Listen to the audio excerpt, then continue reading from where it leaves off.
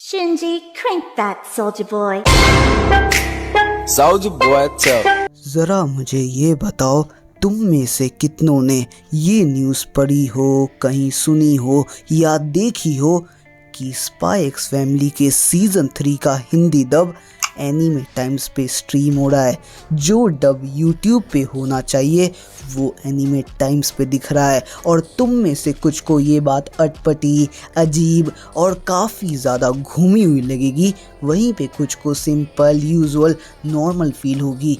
पर अंदर ही अंदर मैं तुम्हें बता दूं कि बहुत बड़ी दाल और बहुत मोटी खिचड़ी एनीमे टाइम्स और म्यूज़ इंडिया पका रहा है। So what's up anime. Anime का full form all nerds having interest in mature entertainment. तुम्हें बच्चे भी हो, कैसे हो भाइयों?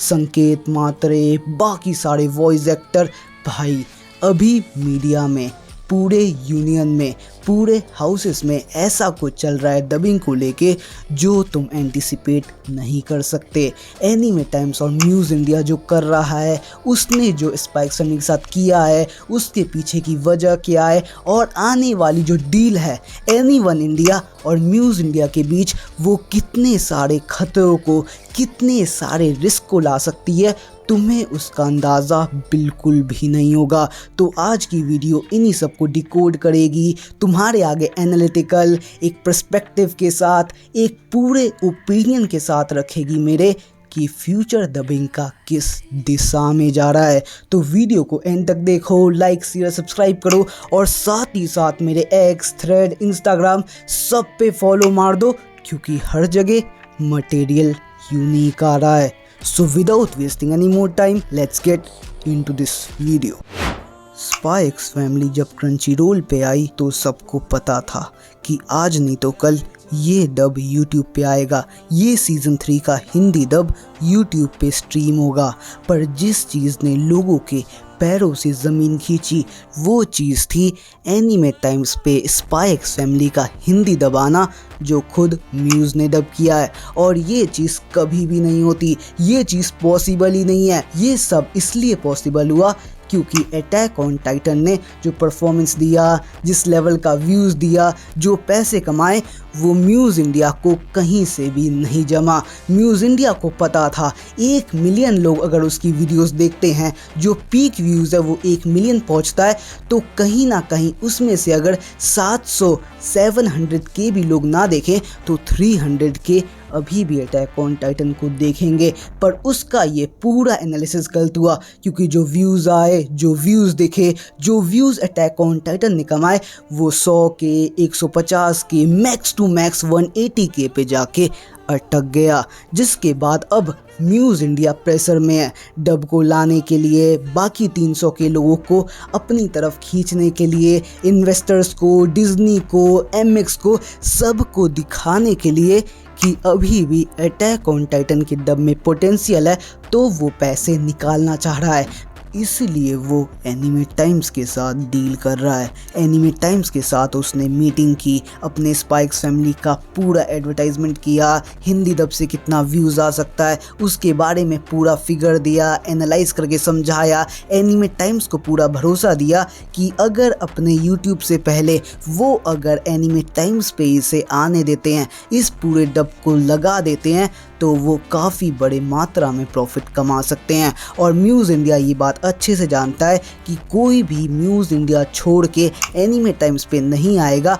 फिर भी उन्होंने एनीमे टाइम्स को इस लेवल पे मैनिपुलेट किया कि वो मान गए, वो पैसे देने को, डबिंग को रखने को, खरीदने को वो तैयार हो गए। और इसी प्रॉफिट से अब ये बंदा अटैक ऑन टाइटन की डबिंग करेगा। एक और बंदे ने एनीमे टाइम्स को मैनिपुलेट किया था और वो बंदा था क्रंची रोल। ज़रा ये डबिंग सुनो। दूर नहीं है, कोजी का याबुसामे को ऐसे बच के निकलने मत दो। यहाँ इतना शोर क्यों मचा रहे हो? क्या हुआ है? हे डॉक्टर, हम लैब के अंदर नहीं जा पा रहे हैं। कोई बात नहीं यूकियो, मैं अपनी तरफ से पूरी कोशिश करूंगा कि तुम्हें मरना न पड़े। डिस्ट्रैक्ट नहीं होना चाहता, मैं नहीं मानूंगा। कोजी का याबुसामे की नहीं चलेगी। ये क्या हो रहा है? इतना हंगामा क्यों मचा है? डॉक्टर, कुछ कीजिए, हम लैब के अंदर नहीं जा पा रहे हैं। तुम फिक्र मत करो यूकियो, मेरा यकीन करो, मैं तुम्हें कुछ नहीं होने दूंगा। देखो यारो, तुम सबको पता है ये जो एनीमे है स्नोबॉल अर्थ, ये रीडबिंग बिल्कुल भी डिजर्व नहीं करती है। रीडबिंग की ज़रूरत दूर दूर तक नहीं थी, पर फिर भी एनीमे टाइम्स ने रीडबिंग की, पैसा लगाया, एफर्ट लगाया, टाइम लगाया। तो सवाल निकलता है क्यों? तो सवाल का जवाब यही है कि एनीमे टाइम्स क्रंची रोल के पास गया उसके हिंदी दब मांगने के लिए, उसके हिंदी दब अपने ऐप पे डालने के लिए, पर क्रंची रोल ने जो प्राइस कोट किया, जो प्राइस रखा, जिस प्राइस में बेचने को माना, वो बहुत ज़्यादा था।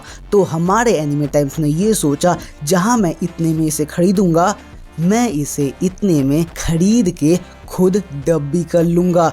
तो उन्होंने डबिंग राइट्स लिए, ना कि पूरा हिंदी डब। इसलिए अगर तुमने देखा हो कि संग्रीलार फ्रंटियर हो गया, ब्लू लॉक हो गया, या मेड वाली वो एनीमे हो गई, तो ये सब इसलिए इनके ऐप में न्यू डब के साथ आते हैं क्योंकि इनका ओरिजिनल क्रंचीरोल का डब बहुत महंगा पड़ता है। एनीवन इंडिया के साथ भी यही सेम चीज़ होने वाली है। पता है क्यों? क्योंकि वो भी अपनी लाइब्रेरी भरना चाहते हैं, बहुत सारे एनीमे उनके पास हैं, ऐसा दिखाना चाहते हैं, और इसके लिए वो क्रंचीरोल के पास जाएंगे, सोनीए के पास जाएंगे, बड़े बड़े प्लेयर्स जैसे हॉटस्टार के पास जाएंगे उनके हिंदी दब मांगने के लिए, जो ऑलरेडी दब है उनके पास, अपने पास लगाने के लिए, यूट्यूब पे दिखाने के लिए।